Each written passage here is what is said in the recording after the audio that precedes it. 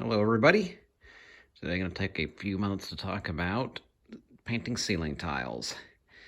And here in this lobby right here, I painted all these ceiling tiles, as well as when I walk down this hallway right here. I painted all those ceiling tiles as well. It goes all the way back, lots of different rooms.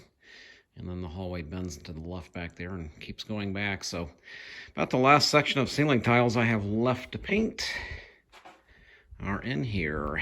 And a couple different techniques you can do. Some people just leave the ceiling tiles in place, use a roller, and go over both the ceiling tiles and the grids themselves. I tend to like to pull the ceiling tiles out and then paint them, and then put them back into place. And that way you can kind of have a two-tone effect. So in this case, I've been painting the ceiling tiles a light blue color, and then you put that back into place and you'll still have the grid that's white color. Kind of gives it a nice effect. You have it right here in this one. A little hard to see.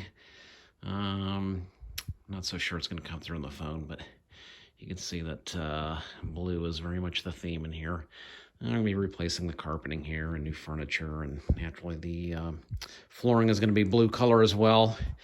And you can see back in this admin area right here that this is all unpainted right now, and kind of waiting for me to go ahead and do the paint there as well.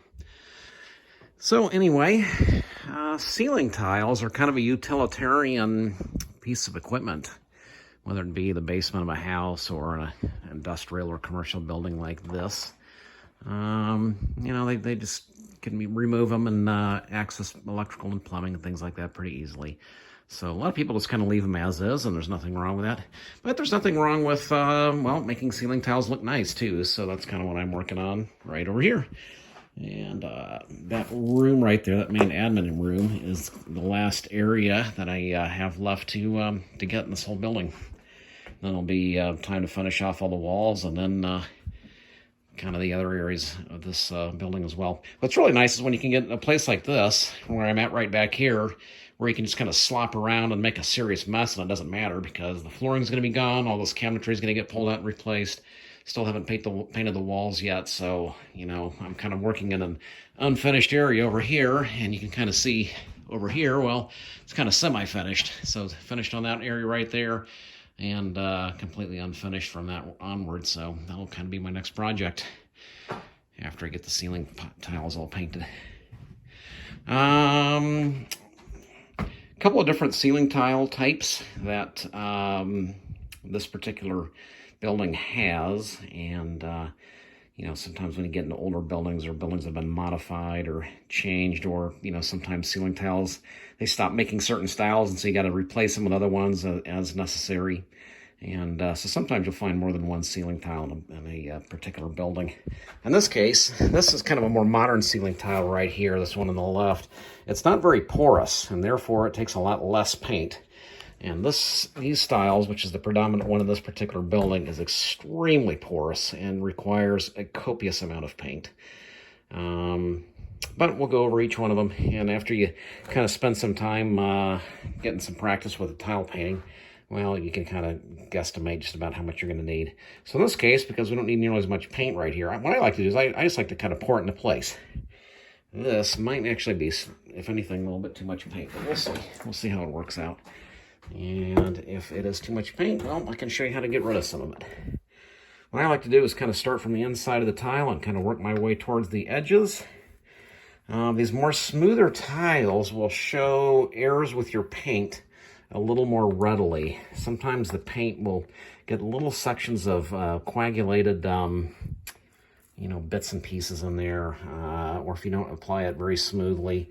You know, some of these more smoother tiles like this one will show that. Kind of looks gray right here, but, you know, it's not. It's actually a very nice light blue color. So anyway, let me start from the inside, and no sooner I say that, and there you go.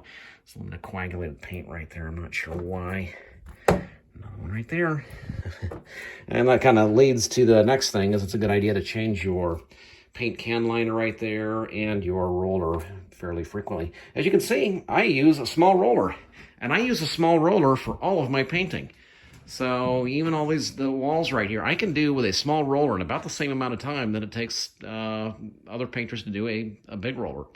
So I just find that I can do things with a little bit more control with a small roller. Anyway, get back to it. Okay, well that ended up being just about the right amount of paint. Kind of working it around towards the edge. And yeah, okay, so that actually ended up being a nice amount.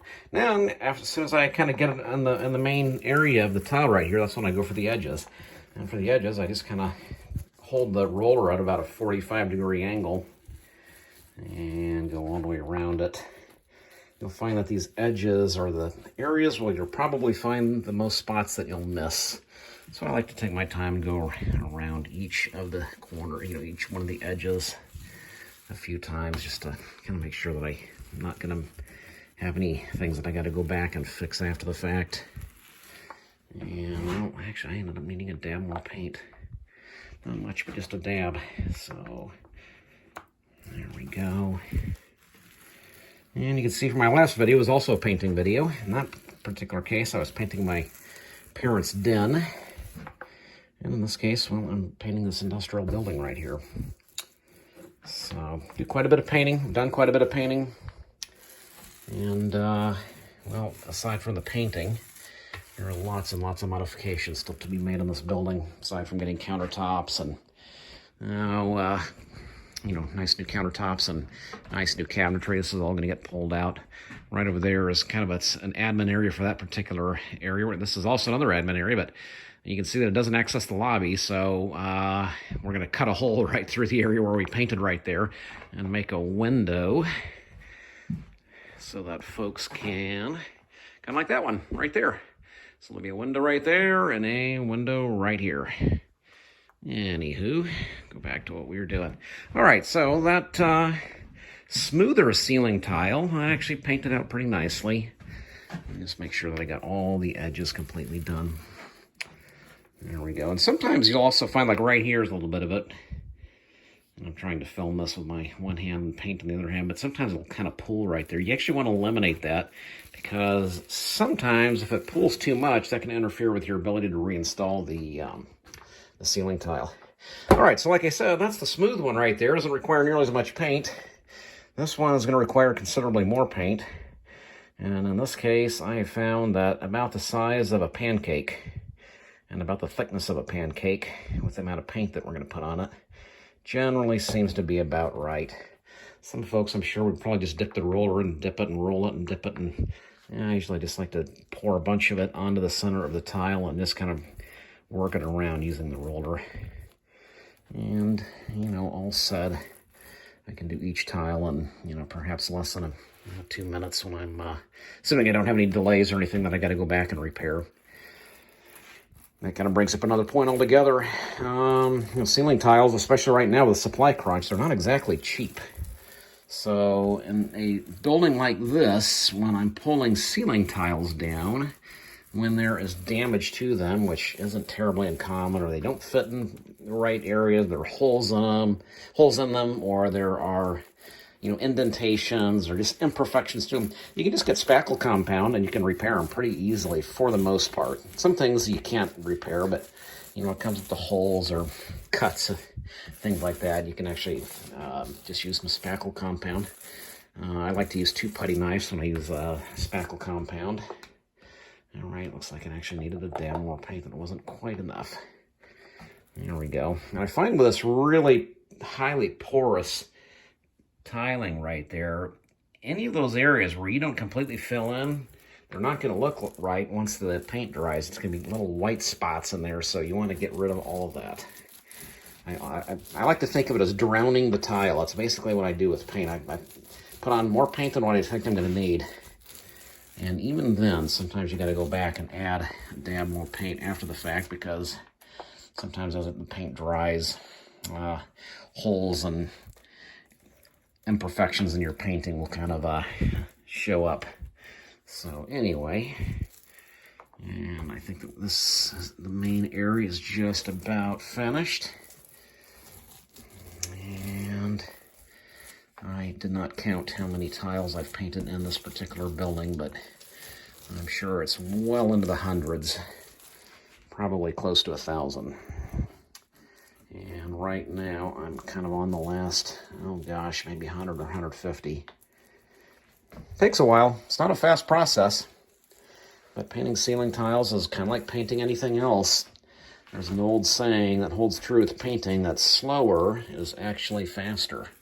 The more time that you take to prepare and to tape and to lay things down, that's going to prevent your paint from going all over the place. The more you do that, the less time you're going to have to go back after the fact to fix the stuff that you screwed up because you didn't spend the time preparing. So I spend a copious amount of time preparing. And then my paint jobs tend to actually go pretty fast once I've done that. All right, well, 2 different tiles right there, smooth, rough.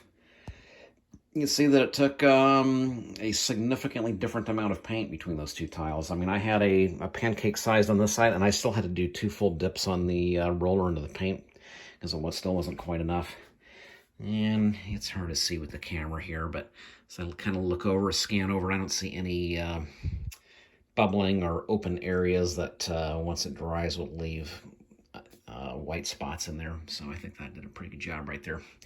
Same with that one. These ones that are smoother are quite a bit easier. They'll show imperfections with your painting, but at the same time, you don't typically have areas that don't get painted. Typically, you'll be able to really smooth the paint on pretty nicely with them. Anyway, so as soon as I get this all done, see the stack right there, that's probably, gosh, about 1/4 of the ones that I've done today. I still got a whole bunch more. So once I get these all done, let them dry for roughly 24 hours or, whatever I feel like it's going to take. Normally it doesn't take, the smooth tiles, it doesn't take nearly as long. You can put those back in, gosh, a couple hours later. But the real rough tiles, it'll actually have pools of paint in the little areas right there. So those take a little while to coagulate. So once I do, I'll reinstall. And there I see in this particular room 5 different tiles that I did not remove. So one's right there. I don't even know what that is attached to it, but that's a speaker right there. That's a fire detector. Yeah, sure, you can take all those things apart, recessed lights, things like that. You can take all those apart and take them down. I find that it's, especially with recessed light cans, the amount of time you're going to spend taking that stuff apart and taking it down, it's easier to just leave the tile in place and go back and paint it by hand in place.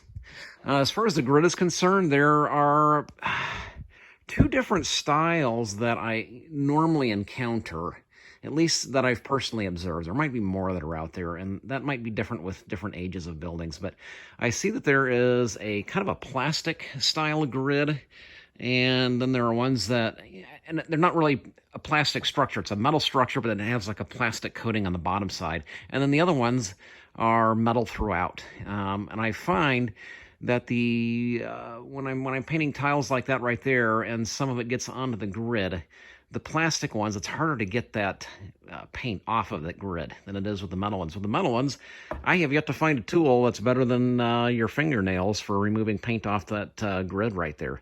So what I'll do is I'm going to paint that, blue.